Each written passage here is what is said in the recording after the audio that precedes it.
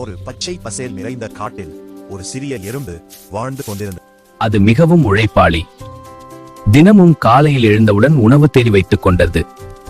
அதே காட்டில் ஒரு தும்பியும் இருந்தது. தும்பி மிகவும் மகிழ்ச்சியாக பாடிக்கொண்டும் குதித்துக் கொண்டும் நாள் முழுவதும் விளையாடிக் கொண்டே இருந்தது. எறும்பு நண்பா, ஏன் இவ்வளவு உழைக்கிறாய்? உணவு சேகரிக்கிறேன் தும்பி, வா நாம் சேர்ந்து விளையாடலாம். இப்ப கோடை காலம், ஆனால் விரைவில் மழைக்காலம் வரும், அப்போது உணவு கிடைக்காது. அதற்காக நான் இப்ப உணவை சேகரித்து வைத்துக் கொள்வேன். ஒரு நாள் பசி தாங்க முடியாமல் தும்பி எறும்பின் வீட்டுக்கு வந்தது.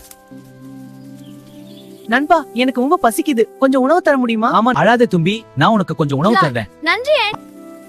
நான் கோடையில் உழைத்து இதை சேகரித்தேன், நீயும் அப்போது உழைத்திருக்க வேண்டும். நான் தவறு செய்து விட்டேன், இனிமேல் நான் உழைப்பேன். அன்று முதல் தும்பியும் எறும்பை போல உழைத்து உணவை சேகரிக்க ஆரம்பித்தது.